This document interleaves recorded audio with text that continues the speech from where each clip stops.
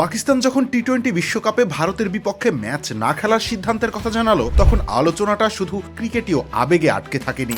সঙ্গে সঙ্গে হিসাব নিকাশের খাতা খুলে বসেছে গোটা ক্রিকেট দুনিয়া। প্রশ্ন উঠেছে, এই ম্যাচ না হলে আইসিসির কত টাকা লোকসান হবে, ভারত বা পাকিস্তান ক্রিকেট বোর্ডই বা কতটা ক্ষতিগ্রস্ত হবে। আর তার চেয়েও বড় কৌতূহল, আইসিসি আসলে টাকা কামায় কিভাবে, আর সেই টাকার ভাগই বা কারা কতটা পায়। আইসিসির আয়ের গল্পটা শুনতে সহজ, কিন্তু ভেতরে ঢুকলে বোঝা যায় কতটা পরিকল্পিত আর বৈশ্বিক। ক্রিকেটের নিয়ন্ত্রক সংস্থা হিসেবে আইসিসি গ্যালারির টিকিট বিক্রি কিংবা দ্বিপক্ষীয় সিরিজের উপর খুব একটা নির্ভরশীল নয়। তাদের মূল শক্তি বিশ্বব্যাপী বড় টুর্নামেন্টগুলো। বিশ্বকাপ, চ্যাম্পিয়ন্স ট্রফি বা আইসিসি ইভেন্টগুলোর বাণিজ্যিক সত্ত্ব তারা বহু বছর মেয়াদে বিক্রি করে দেয়। এর সবচেয়ে বড় অংশ আসে টেলিভিশন ও ডিজিটাল সম্প্রচার সত্ত্ব থেকে। বর্তমান চক্রে এই সত্ত্বের আর্থিক মূল্য প্রায় $300 কোটি, বাংলাদেশি টাকায় যা 36,000 কোটি টাকারও বেশি।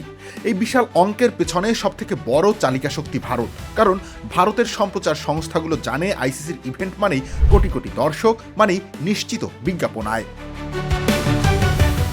এরপর আসে পৃষ্ঠপোষকতা আর অংশীদারিত্বের টাকা। বৈশ্বিক ব্র্যান্ডগুলো কোনো একটা দল নয়, পুরো টুর্নামেন্টেই বিনিয়োগ করে। তারা সেই সময়গুলোতে বেশি টাকা ঢালে যখন চোখে সবচেয়ে বেশি টিভি পর্দায় আটকে থাকে। আর বাস্তবতা হলো, আইসিসির কোনো ইভেন্টেই ভারত পাকিস্তান ম্যাচের মতো দর্শক টানার ক্ষমতা আর কোনো ম্যাচের নেই। এই একটা ম্যাচ না হওয়া মানেই বিজ্ঞাপন দাতাদের হিসাব এক ধাক্কায় এলোমেলো হয়ে যাওয়া। এর বাইরে আয়োজক বোর্ডগুলো থেকে আইসিসি পায় আয়োজন ফি এবং টিকিট বিক্রির অংশ।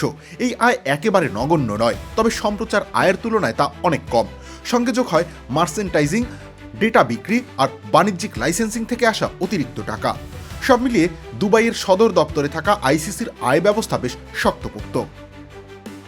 এই পুরো চক্রে 2024 থেকে 2027 এই 4 বছরে আইসিসির সম্ভাব্য নিট আয় দাঁড়াবে বছরে প্রায় $60 কোটি কাছাকাছি, বাংলাদেশি টাকায় 7,000 কোটি ছাড়িয়ে। কিন্তু এই টাকাই তো শেষ কথা নয়। আসল প্রশ্ন, এই টাকা কার পকেটে যায়?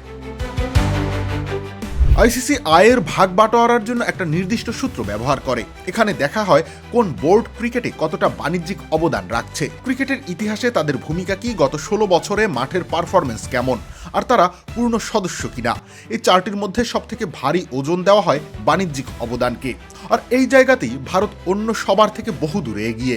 বিশ্ব ক্রিকেটের মোট আয়ের প্রায় 70 থেকে 80% আসে ভারতের বাজার থেকে।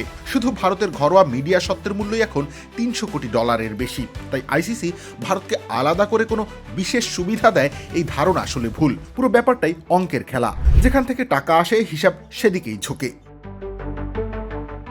এই কারণে আইসিসির টাকা না পেলে কারা সব থেকে বেশি বিপদে পড়ে সেই উত্তরও পরিষ্কার।